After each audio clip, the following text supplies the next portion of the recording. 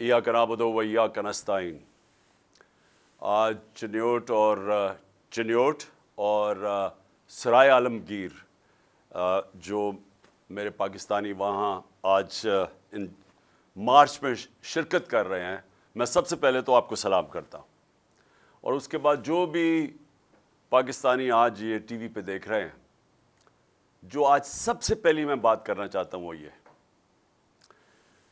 कि जब तहरीक इंसाफ की हुकूमत हटाई गई थी अप्रैल के अंदर 9-10 अप्रैल को, तो जो पाकिस्तान का बैरून मुल्क से कर्जे लेने का जो रिस्क होती है, यानी अगर आपको बाहर के लोग कर्जे देते हैं, बैंक्स कर्जे देते हैं, तो वो कर्ज़ों की जो रिस्क होती है कि कर्ज़ा वापस नहीं होगा, वो 5% थी। वो 5% थी आज से 7 महीने पहले जब हमारी हुकूमत गिराई गई है। आज अखबारों में आया हुआ है कि जो हमारी रिस्क है, यानी हम कर्ज़ा वापस नहीं कर सकते, वो रिस्क 5% थी, आज वो 64.5% है। यानी 64.5% रिस्क है कि पाकिस्तान अपने कर्ज़ों के ऊपर किस्तें वापस नहीं कर सकता। इसका मतलब, इसके 2 मतलब हैं और बड़े, मैं इसलिए इधर से शुरू कर रहा हूं क्योंकि जो हमारी माइशत है, जिस तरह उसका कत्ल हुआ है जब से हम गए हैं पिछले 7 महीने में, मैं चाहता हूं कि ये ज़रा कौम समझे हुआ क्या है। अगर हमारा डिफ़ॉल्ट रेट, यानी कि हम 5% से 64.5% पे गए हैं, इसका मतलब कि दुनिया ये समझती है कि पाकिस्तान की जो है वो इतनी कमज़ोर हो गई है कि वो अब अपने कर्ज़े वापस नहीं कर सकती, और उनका जो 64.5% का मतलब कि ये है अब रिस्क कि अगर आप पाकिस्तान के ऊपर कोई कर्ज़ा देंगे तो 64.5% चांस है कि पाकिस्तान कर्ज़ा वापस नहीं करेगी। तो इसका मतलब क्या हुआ? इसका मतलब सबसे पहले ये हुआ कि अगर हम सोच रहे हैं कि बैरून मुल्क से कोई सरमायाकारी करेगा पाकिस्तान में, ये जब वो देखते हैं, जब उनके सामने ये रिस्क आती है पाकिस्तान की, तो इसका मतलब कि बैरून मुल्क लोग अब पाकिस्तान के अंदर सरमाया करते हुए डरेंगे कि अगर इस मुल्क का डिफ़ॉल्ट हो गया, यानी डिफ़ॉल्ट का मतलब है जब मुल्क हाथ खड़े कर देता है कि हम अब कर्ज़े वापस नहीं कर सकते। और ये याद रखें, ये सारे कर्ज़े, ये जो 2 ख़ानदान पिछले 10 सालों में इन्होंने 4 गुना हमारा कर्ज़ा बढ़ाया था, तो ये जो उनके कर्ज़ों के ऊपर किस्तें हैं, वो अगर हम वापस नहीं कर सकते, और तो हमारा अगर डिफ़ॉल्ट हो जाता है तो सारी दुनिया पाकिस्तान की फंडिंग बंद कर देती है। और सबसे नुकसान आवाम के लिए कि डिफ़ॉल्ट कर दे तो आपको क्या होगा? सबसे पहले चीज़ ये होगी कि रुपया मज़ीद नीचे गिरना शुरू हो जाएगा। रुपए नीचे गिरना, यानी डॉलर के मुकाबले में रुपया और नीचे चला जाएगा, और किधर जाके रुकता है ये अभी कोई नहीं कह सकता, क्योंकि डॉलर तो आने नहीं है। लोगों ने, जिन्होंने डॉलर या इन्वेस्टमेंट में आने हैं या कर्ज़ों से लेने हैं, वो सब ने रोक देने हैं। और सबसे बड़ी ख़तरनाक चीज़ ये है कि जो लोग जब इन्वेस्टमेंट का मतलब, अगर आपने मुल्क में दौलत में इजाफा करना है तो सरमायाकारी चाहिए, फैक्ट्रियाँ बनाएं, कारखाने बनाएं, ताकि लोग उसमें इन्वेस्ट करें, उससे हमारी दौलत में इजाफा हो, ताकि हम अपने कर्ज़ों की किस्तें वापस कर सकें। तो इससे वो सब कुछ रुक जाएगा।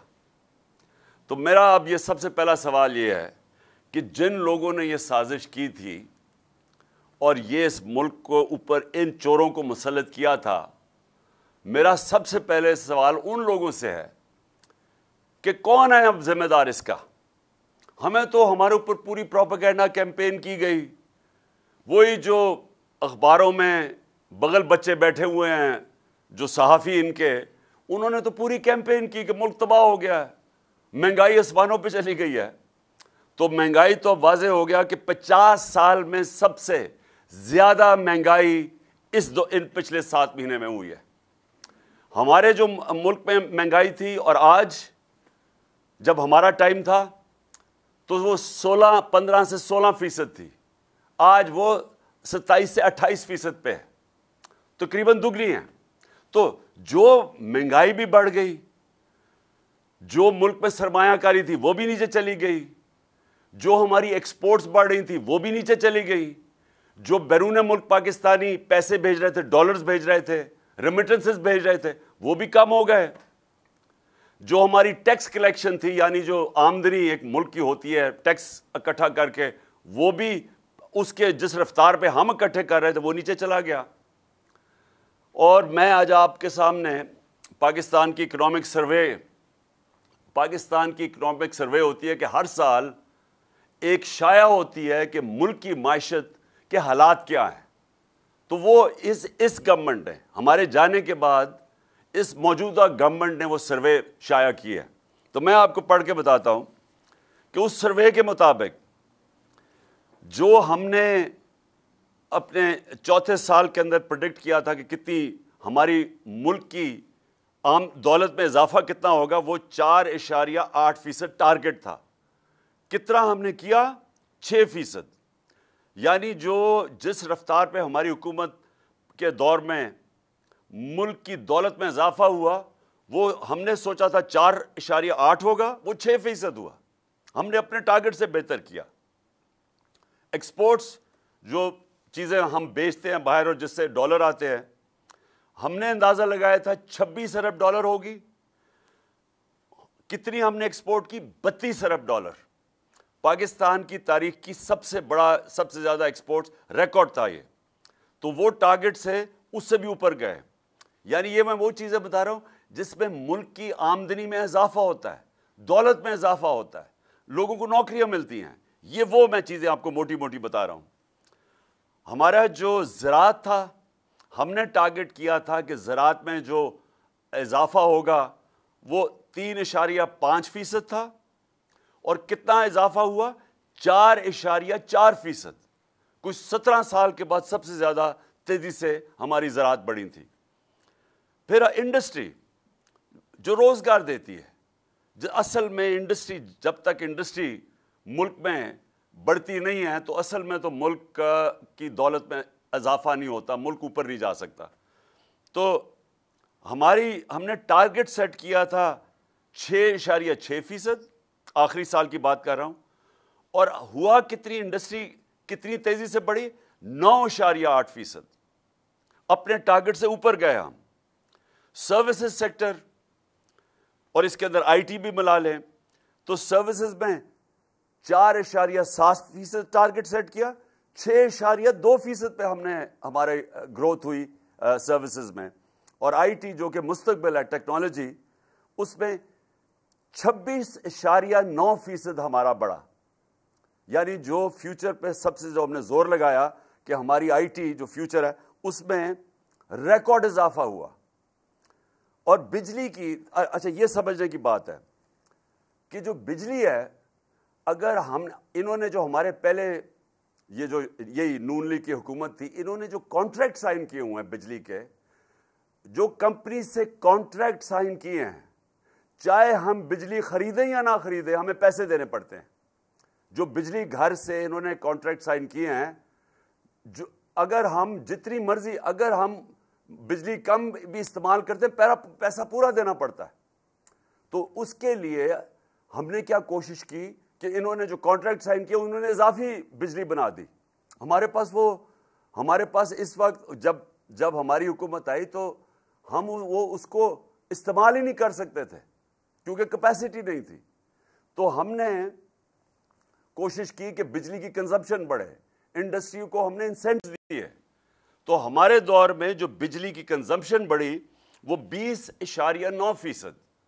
تو یہ میں اس لیے آپ کو بتا رہا ہوں کہ معیشت تو ہماری بڑھ رہی تھی, ملک ترقی کر رہا تھا, اور یہ پاکستان کی اکنامک سروے کہہ رہی ہے, یہ جو ان کے دور میں پبلش ہوئی ہے, تو وہ جو ہر سال پبلش ہوتی ہے اس کے مطابق ملک تو ترقی کر رہا تھا. تو پھر یہ جو سازش کے تحت ان کو اوپر بٹھایا گیا اور ہمیں یہ کہا گیا کہ بہت کوئی شہباز شریف کوئی جینیس ہے, اس سے کوئی قابل آدمی کوئی نہیں ہے, اس کو اوپر آ کے بٹھا دیا. اور اس کے بعد وہ جو بھاگا ہوا تھا ملک سے, بھاگے ہوئے تو سارے ہی تھے, تو اس کو خاص طور پہ لے کے آئے اسحاق ڈار کو. اس نے آگے کہا کہ میں موڈیز کو ٹھیک کر دوں گا. اس کے بعد وہ گم ہی ہو گیا. اور یہ جو آج آپ کو میں بتا رہا ہوں کہ اگر اس کا مطلب دنیا پاکستان کیا دیکھ رہی ہے, ہم نہیں کیسے کہہ رہے. میں نے ویسے 6 مہینے پہلے اپنی قوم کو بتا دیا تھا کہ جو 30 سال دونوں حکومتیں مل کے کرتے رہے ہیں, اور ان کے 30 سال میں ہندوستان بھی آگے نکلا ہمارے سے, بنگلہ دیش بھی ہمارے سے آگے نکلا. ہم 90 کی دہائی تک پاکستان ان دونوں سے آگے تھا. جب سے یہ دونوں آئے ہیں یہ ڈاکو خاندان, یہ دونوں ہمارے سے آگے نکل گئے, کیونکہ ہمارا ملک پیچھے چلا گیا, ان کی دولت میں اضافہ ہو گیا, ملک مقروض ہو گیا, اور ان کے باہر شاندار محلات بننے شروع ہو گئے. جب سے نواز شریف پرائم منسٹر بنا, وہ لندن کے سب سے مہنگے علاقے میں بڑے ان کے پاس 4 فلیٹ آ گئے, اور ان کے بیٹوں کی بڑی پراپرٹیز آ گئی. تو یہ تو امیر ہو گئے, قوم مقروض ہو گئی. ان کو واپس مسلط کیا, اور میں نے تب کہا کہ ان سے نہیں سنبھالا جائے گا. میں نے اسٹیبلشمنٹ کو سمجھایا, ہینڈلرز کو سمجھایا کہ یہ اگر آپ نے سازش کامیاب ہونے دی, یہ ملک نہیں سنبھال سکتے. اور میں نے جب 6 مہینے پہلے کہا تھا کہ خدا نہ خواستہ اگر پاکستان ڈیفالٹ کرتا ہے, یعنی قرضے نہیں واپس کر سکتا, تو پاکستان کو پھر کون بیل آؤٹ کرے گا. اور میں نے تب یہ کہا تھا, جب انہوں نے کہا کہ اس کو غدار, مجھے غدار کہہ رہے تھے, تب انہوں نے کہا مجھے کہ اس کے اوپر غداری کے کیس بناؤ, کہ یہ کہہ رہے ہیں کہ اگر پاکستان ڈیفالٹ کرتا ہے تو جو بھی ہمیں نکالے گا اس میں سے وہ قیمت مانگے گا. مفت کچھ نہیں ہوتا. وہ امریکن کہتے ہیں دیر از نو فری لنچ, کوئی مفت میں مدد نہیں کرے گا. اور جو وہ قیمت ہمارے سے مانگیں گے, میں آج پھر اپنی قوم کے سامنے کہہ رہا ہوں کہ وہ ہمارا جو ہماری نیشنل سیکیورٹی کا سب سے بڑا اثاثہ ہے, اس کے پیچھے جائیں گے وہ. اور یہ میں نے 6 مہینے پہلے کہا تھا اپنی قوم کو. اور آج جدھر ہم اب کھڑے ہیں, یہ جب سے چور اوپر بیٹھے ہیں, یہ ہمیں ادھر ہی لے کے جا رہے ہیں. لیکن وہ نواز شریف کو کوئی فرق نہیں پڑے گا کہ اگر ہم اپنی نیشنل سیکیورٹی پہ کمپرومائز کر دیں, کیونکہ اس کا تو پیسے باہر پڑے ہوئے ہیں. وہ تو جب موقع ملتا ہے باہر بھاگ جاتا ہے. جب وہ پرائم منسٹر تھا, اس نے 23 نجی دورے کیے لندن کے.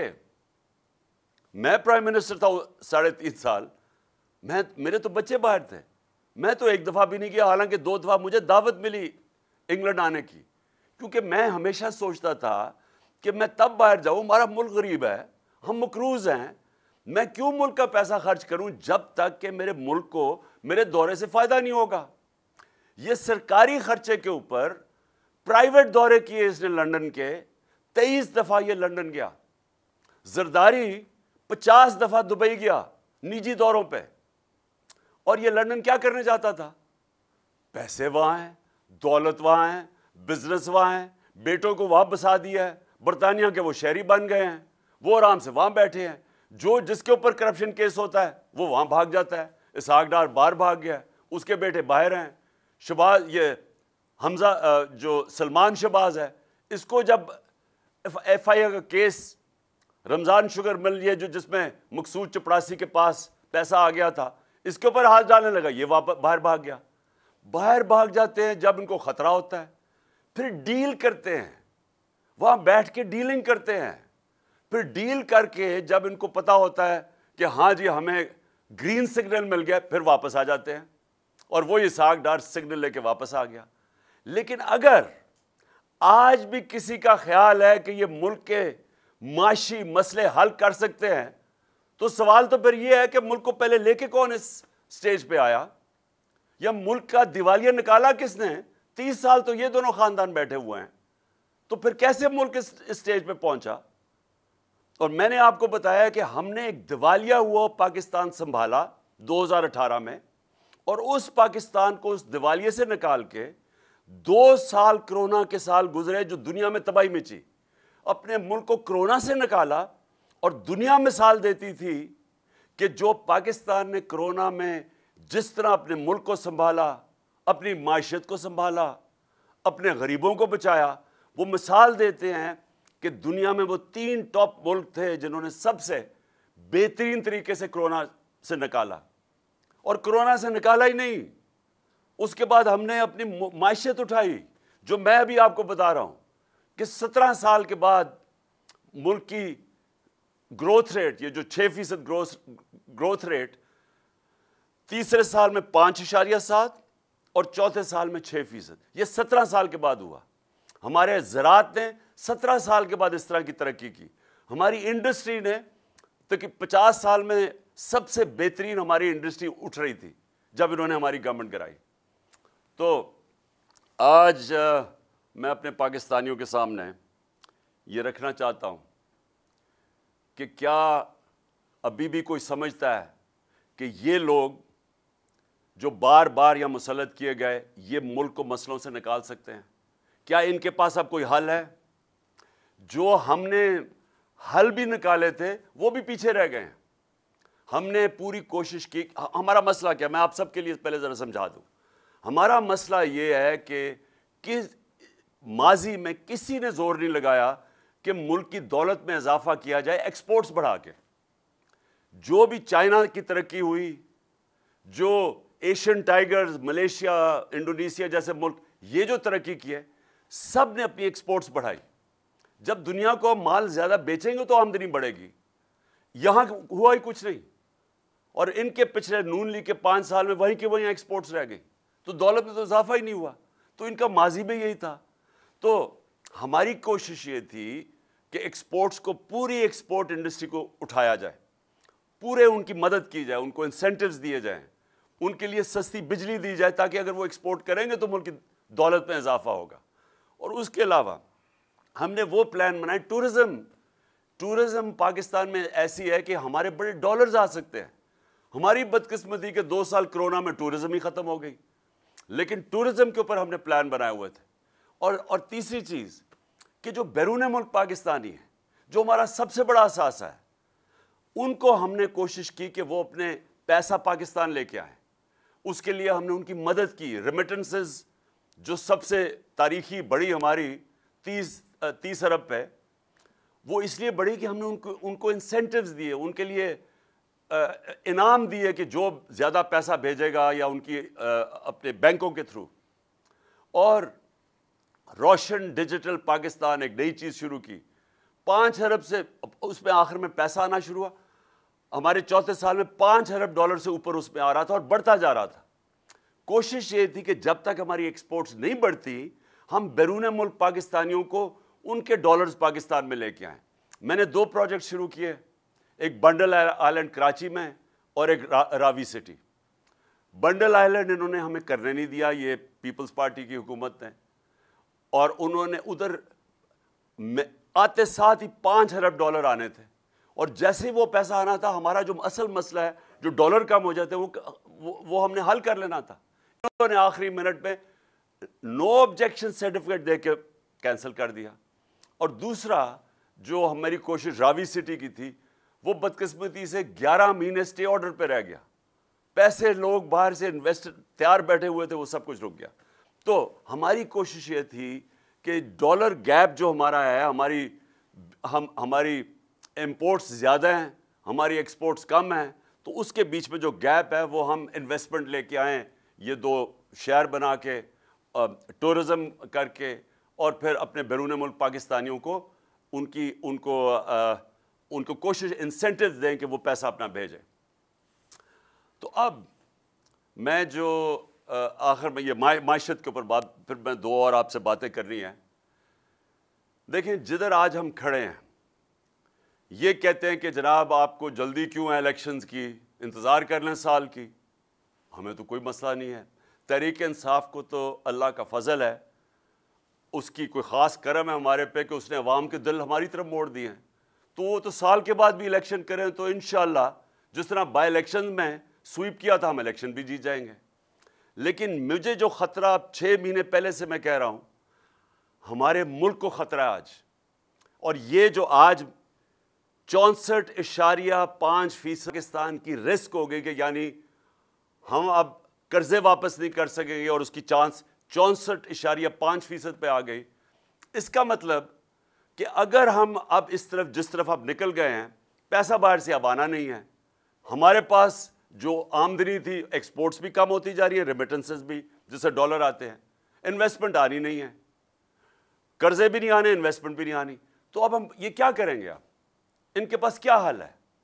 کیا وہ لوگوں کے پاس یہ ملکوں سے پیسے مانگتے جائیں گے؟ وہ تو یہ مانگے ہیں. ہر ملک کے پاس گیا شہباز شریف, کیا میں مانگنے نہیں آیا لیکن میں مجبور ہوں. لیکن وہ کتنا وہ پیسہ دے دیں گے؟ اصل میں تو ہم نے اپنی معیشت ٹھیک کرنی ہے, اور وہ جو ٹھیک کرنی تھی وہ ٹھیک ہو رہی تھی, جو میں نے آپ کو شروع میں بتایا ہے, وہ اب یہ سازش کی وجہ سے آج پاکستان یہاں پھنسا ہوا ہے. دوسری بات میں نے آج کرنی ہے, جو میں ہمیشہ یہ جو تھی جس میں ہم سارے مارچ اسلام آباد کی وجہ اس کی کیا ہے؟ حقیقی آزادی. حقیقی آزادی آتی ہے انصاف سے.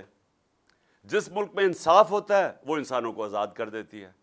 انصاف, اور یہ سب کو میں بار بار کہتا ہوں کیونکہ لوگوں نے رول آف لا یعنی قانون کی حکمرانی پاکستان میں دیکھی نہیں. میں نے بھی نہیں دیکھی تھی. میں جب پہلی دفعہ برطانیہ گیا تب پہلی دفعہ مجھے پتہ چلا کہ انصاف اور قانون کی حکمرانی کیا ہوتی ہے. تو قانون کے اوپر کوئی نہیں ہوتا. تو یہ جو آج پاکستان کے مسئلے ہیں, یہ معیشت کے بھی مسئلے, یہ سارے پھنسے ہوئے ایک چیز کے اوپر, انصاف کے اوپر. انصاف نہ ہونے کی وجہ سے, قانون کی حکمرانی نہ ہونے کی وجہ سے لوگ غلام ہیں, ایک نظام کے غلام بن چکے ہیں, کیونکہ کمزور آزاد نہیں ہے یہاں اور طاقتور قانون سے اوپر ہے. تو یہ جنگل کا قانون ہے. جنگل کے قانون کے اندر خوشحالی نہیں آ سکتی. یہ جو میں آپ کو معیشت کے بتایا ہے, یہ اصل میں ہماری ملک میں خوشحالی, معیشت تب ٹھیک ہوگی جب ہم اپنے انصاف کا نظام ٹھیک کریں گے. اب میں آج پھر, اور میں ہر روز اپیل کرتا ہوں اپنے respectful honourable chief justice Pakistan کہ 3 آپ کے پاس کیسز ہیں, یہ تینوں لینڈ مارک کیسز ہیں. اور یہ تینوں کیسز کو اور کوئی طریقہ انصاف لینے کا نہیں سوائے آپ کے پاس آنے کا. ارشد شریف پاکستان کا نمبر 1 انویسٹیگیٹو جرنلسٹ, ایک محب وطن پاکستانی, ایک ایسا صحافی جس کے ضمیر کی کوئی قیمت نہیں تھی. دھمکیاں دی گئیں, ڈرایا گیا, ایف آئی آرز کاٹی گئی, ملک سے باہر بھگایا گیا اور پھر قتل کیا گیا, شہید کیا گیا. چیف جسٹس صاحب, اس کے لیے آپ کے سامنے ہمارے سارے ممبرز پارلیمنٹ, سینیٹرز, انہوں نے آپ کے سامنے پٹیشن رکھی ہے. دوسرا اعظم سواتی, یہ بھی ایک لینڈ مارک کیس ہے کہ ملک کے سینیٹر کو ایک ٹویٹ کے اوپر جس میں وہ تنقید کرتا ہے, جو ساری دنیا میں جس کی اجازت ہے, اس تنقید کے اوپر اس کو اس کے پوتے اور پوتیوں کے سامنے اندر گھس کے گھر کے اس کو صبح کے 3 بجے ان کے سامنے مارا جاتا ہے, اور پھر اس کو حوالے کیا جاتا ہے اس کا جو اعظم سواتی نے نام لیا, جو 2 نام لیے ہیں فہیم اور فیصل, ان کو, ان کے آدمیوں کو, جو ننگا کر کے اس کو تشدد کرتے ہیں. کدھر سے انصاف ملے گا؟ اس لیے آپ کے پاس آئے ہیں چیف جسٹس صاحب. اور تیسرا میرا کیس ہے, ملک کا ایکس پرائم منسٹر, سب سے بڑی پولیٹیکل پارٹی کا ہیڈ, وہ پاکستانی جو 50 سال سے یہ قوم جانتی ہے جس کو, اس کے اوپر قاتلانہ حملہ ہوتا ہے. پہلے سے بھی میں کہہ دیتا ہوں, مجھے پتا ہوتا ہے, میں اس کے اوپر 2 تقریروں میں آج سے 1.5-2 مہینے پہلے بتاتا بھی ہوں کہ یہ انہوں نے کرنا ہے, کہ دینی انتہا پسند نے غصے میں آ کے اس کو قتل کر دیا. یہ پوری سازش بنی ہوئی تھی. میں 3 نام لیتا ہوں,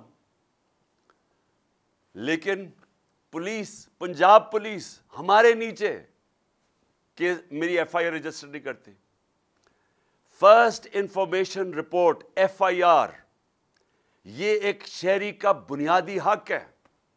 میں عام شہری کی بات کر رہا ہوں, لیکن وہ آدمی جو ایکس پرائم منسٹر ہے, اگر اس کو وہ حق نہیں دیا جا رہا, تو چیف جسٹس صاحب یہ بڑا ہمارے لیے لمحہ فکر ہے. یہ ایکچولی رول آف لا, نہ انصاف نہ ہونے کا ایک آپ کے سامنے اس سے بڑا کیا مثال ہو سکتی ہے, کہ میرا یہ بنیادی حق تھا کہ میں 3 لوگ جو میں سمجھتا ہوں اس میں ملوث تھے, ان کے اوپر نام لکھوں, انویسٹیگیشن ہوگی, ہو سکتا ہے یہ بے قصور نکلائیں, میں غلط ہوں, لیکن ہے تو میرا حق. تو ہماری حکومت ہوتے ہوئے پولیس نے کہا جی ہم نہیں کر سکتے کیونکہ وہ بہت طاقتور لوگ ہیں. پولیس ہمیں کیا کہتی ہے؟ پولیس وہ کہتے جی اگر کسی سے مجھے اس عہدے سے اٹھا دیں, کسی اور کو بٹھا کے یہ کروائیں, میں نہیں کر سکتا. وہ بہت طاقتور لوگ ہیں. تو یہی تو میں کہہ رہا ہوں کہ طاقتور کے لیے ایک قانون, کمزور کے لیے دوسرا. میں بار بار لوگوں کو وہ نبی صلی اللہ علیہ وسلم کی اس لیے بتاتا ہوں کہ تمہارے سے پہلے بڑی قومیں تباہ ہوئی.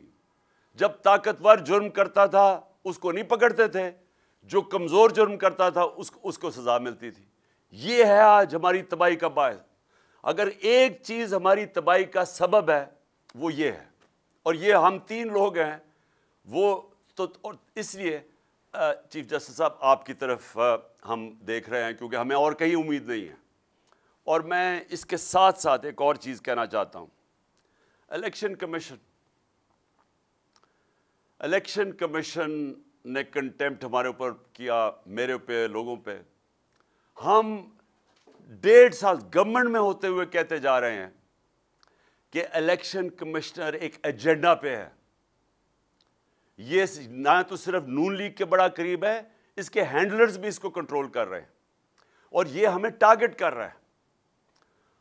8 اس نے ہمارے خلاف فیصلے دیے, 8 دفعہ ہم عدالت میں گئے, 8 دفعہ عدالت نے ان کو رد کیا. اس کا مطلب اس کے فیصلے غلط تھے. اس کے اوپر الیکشن کمشنر یہ سکندر سلطان اور جو کراچی سے الیکشن کمیشن کا ممبر ہے, ان کے اوپر ہم عدالت میں گئے ہوئے ہیں, سپریم کورٹ میں گئے ہوئے ہیں. جو کراچی کا الیکشن کمشنر ہے یہ سندھ گورنمنٹ کی تنخواہ دار ہے, یہ آزاد کیسے ہے؟ اس کے اوپر ہم میرے خیال میں سپریم جوڈیشل کاؤنسل میں گئے ہوئے ہیں. اور یہ جو سکندر سلطان ہے, ہم نے اس کے اوپر بار بار کہتے رہے ہیں کہ یہ آدمی غیر جانبدار نہیں ہے, اور ہمیں عدالت واپس اس کے پاس بھیج دیتی ہے. اور وہ کیسے جج بن سکتا ہے جب میں کہہ رہا ہوں کہ میں اس کو, یہ ہمیں انصاف ہی نہیں دے رہا, بار بار ہمارے خلاف فیصلے کر رہا ہے, یہ ہمارے اوپر ججمنٹ کیسے دے سکتا ہے؟ آپ اگر عدالت میں بھی جاتے ہیں تو اگر کسی کو جج کے اوپر اعتراض ہے تو وہ ریکوز کر لیتا ہے. یہ بار بار ہمارے خلاف فیصلہ دیتا ہے, بار بار ہم عدالتوں میں جاتے ہیں. تو میری ریکویسٹ یہ ہے کہ جو ہم نے اس کے اوپر عدالت میں گئے ہوئے ہیں تو وہ بھی تو کیس سن لیں. 2 کیسز ہیں جس میں اس سے ہمیں پھنسایا ہوا ہے. ایک ہے فورن فنڈنگ کیس. فورن فنڈنگ کیس میں سپریم کورٹ نے بھی کہا, ہائی کورٹ نے بھی کہا کہ ہمارے کیس کے ساتھ ساتھ نون لیگ اور پیپلز پارٹی کے بھی فنڈنگ کیس دیکھیں.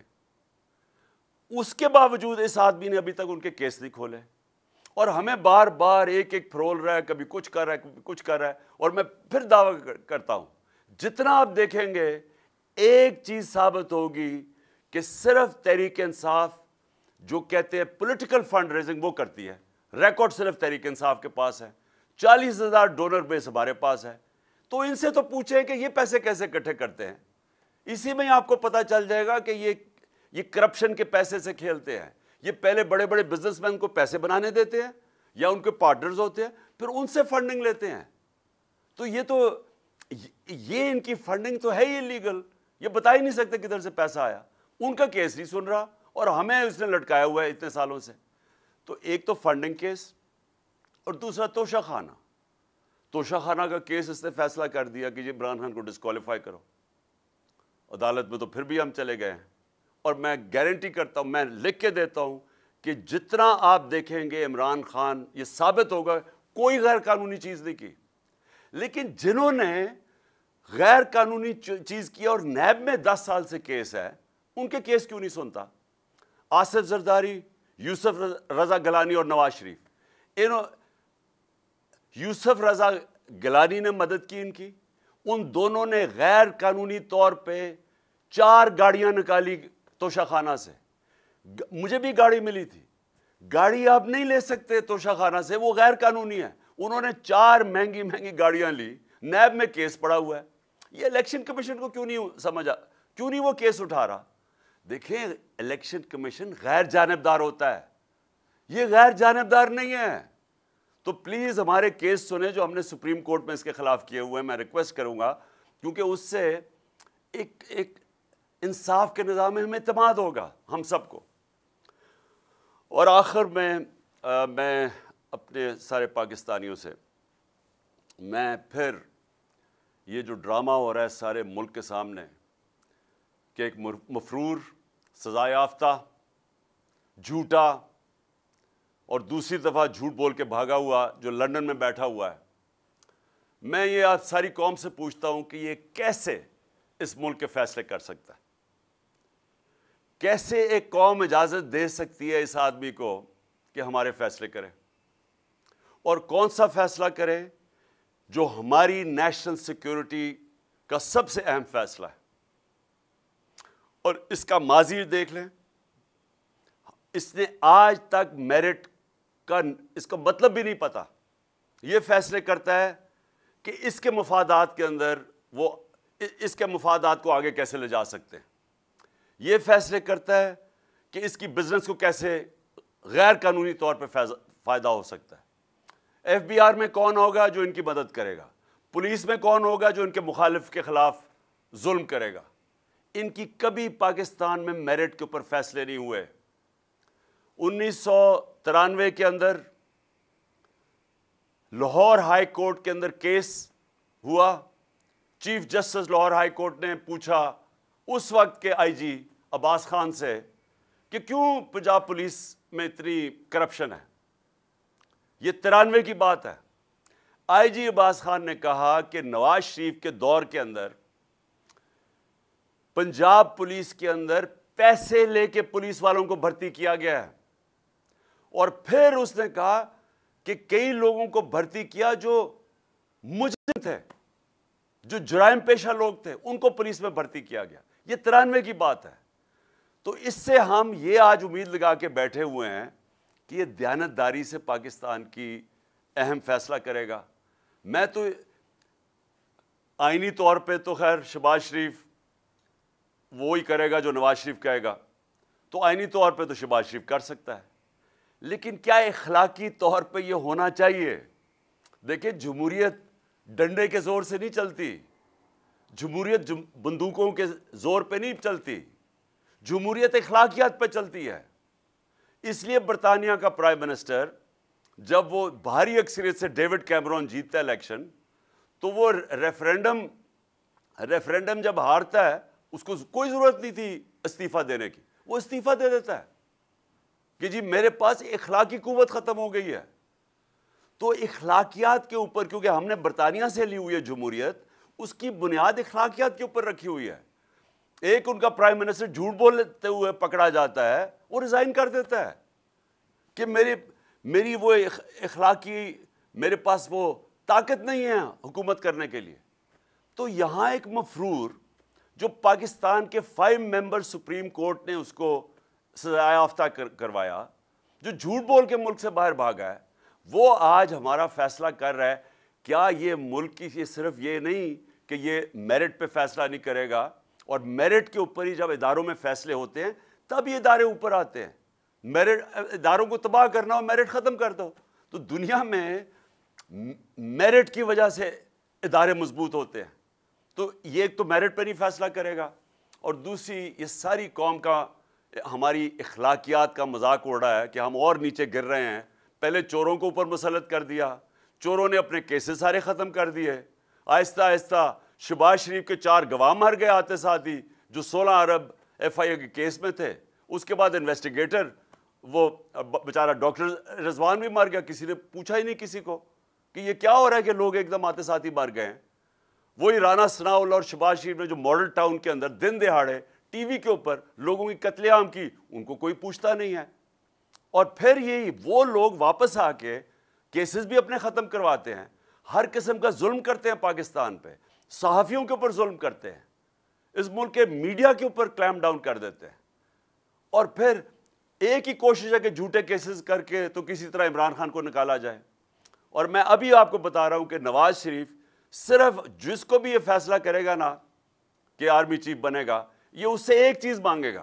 یہ کیونکہ میں اس کو 40 سال سے جانتا ہوں، میں اس کو آپ سے نہیں, میں یہ جب جمخانہ میں اپنے امپائر کھڑے کر کے میچ کھیلتا تھا, میں تب سے جانتا ہوں اس کو. یہ ایک چیز مانگے گا کہ تم نے کسی نہ کسی طرح عمران خان کو ڈسکوالیفائی کروانا ہے, تم نے اس کی پارٹی کے اوپر. میں آج آپ اس کو اور کوئی فکر نہیں ہے کہ یہ اس نے کوشش کرنی ہے کہ راستے سے کسی طرح عمران خان کو ہٹایا جائے, کیونکہ ہے بڑا بزدل آدمی, الیکشن سے بھاگ رہا ہے, ملک کو داؤ پہ رکھوایا ہوا ہے. الیکشن کے بغیر ملک آگے نہیں بڑھ سکتا. یہ الیکشن اس لیے نہیں کروا رہا کیونکہ اسے ہار جانا ہے, اور صرف اپنی ذات کے لیے سارا ملک آج جدھر کھڑا ہے اور جس طرف جا رہا ہے, اور جس سے میں نے شروع کی تھی آج کی تقریر کہ جب ایک ملک کا رسک فیکٹر قرضے واپس کرنے کا, جب وہ رسک 64.5 پہ پہنچ جائے, کوئی دنیا اس کو پیسے نہیں دیتی, ادھر کوئی انویسٹر نہیں آتا اس ملک میں. اس ملک میں سے بلکہ اپنے لوگ ڈالر خریدنے شروع ہو جاتے ہیں کیونکہ ان کو خوف آ جاتا ہے کہ اکانومی تو آگے نہیں بڑھے گی. وہ ملک معاشی طور پہ تباہ ہو جاتا ہے. اور انہوں نے 7 مہینے میں نے شروع میں آپ کو بتایا کہ اکنامک سروے بتا رہا ہے پاکستان کا کہ 17 سال کے بعد گورنمنٹ کی بہترین پرفارمنس تھی. ان کا اکنامک سروے, ہمارا نہیں, ان کے دور میں جو شائع ہوا ہے اکنامک سروے کہہ رہا ہے کہ یہ 17 سال میں بہترین پرفارمنس تھی, اور ادھر سے انہوں نے لا کے ملک کو ڈیفالٹ پہ کھڑا کر دیا ہے. اور آج یہ صرف اس سے الیکشن جو بچا سکتا ہے وہ نہیں کروانا چاہتا کیونکہ اس کو ڈر ہے کہ عمران خان جیت جائے گا, اور ہے بڑا بزدل آدمی, کرپٹ آدمی ہوتے ہی بزدل ہیں, اس لیے اس نے الیکشن نہیں کروانا, اور اس لیے ملک کی تقدیر سے یہ کھیل رہا ہے. اور آج آپ کی جو ہماری مارچ ہے اس کا مقصد ہی یہ ہے کہ ہم اس ملک کو آزاد کرنا چاہتے ہیں ان چوروں سے, انصاف کے ذریعے انصاف کرنا چاہتے ہیں, آزاد کرنا چاہتے ہیں. اور اگر انصاف ہوتا یہ سارے آج جیلوں میں ہوتے, کبھی بھی نہ ہوتا کہ اس طرح کے لوگ آج ملک کی مستقبل سے کھیل رہے ہوتے. اور انشاءاللہ ہماری جو یہ مارچ ہے جب یہ پنڈی پہنچے گی اور عوام آئے گی پنڈی میں, تو سب کو ایک پیغام چلا جائے گا کہ باشعور قوم ہے, یہ اب ان چوروں کی غلامی نہیں کرنے لگی. پاکستان زندہ باد. کپتان کا حقیقی آزادی مارچ, بول نیوز کی خصوصی کوریج. یہ ایک فیملی مارچ ہے. حقیقی آزادی مارچ جو ہے جی جی روڈ پر رواں دواں ہے. بولنے کی حق اور سچ کی بات. عمران خان کی کنٹینر کے قریب فائرنگ کا واقعہ پیش آیا, فائرنگ سے زخمی, اسپتال منتقل. قاتلانہ حملے سے کیا پردہ چاک, بول ہمیشہ بنا عوام کی آواز. کو ویلکم کہتا ہوں آزادی مارچ کے لیے. بہت اچھی کوریج کی ہے, یہ مارچ کی تو زبردست کوریج. سبسکرائب کریں اور بیل دبائیں تاکہ کوئی خبر رہ نہ جائے.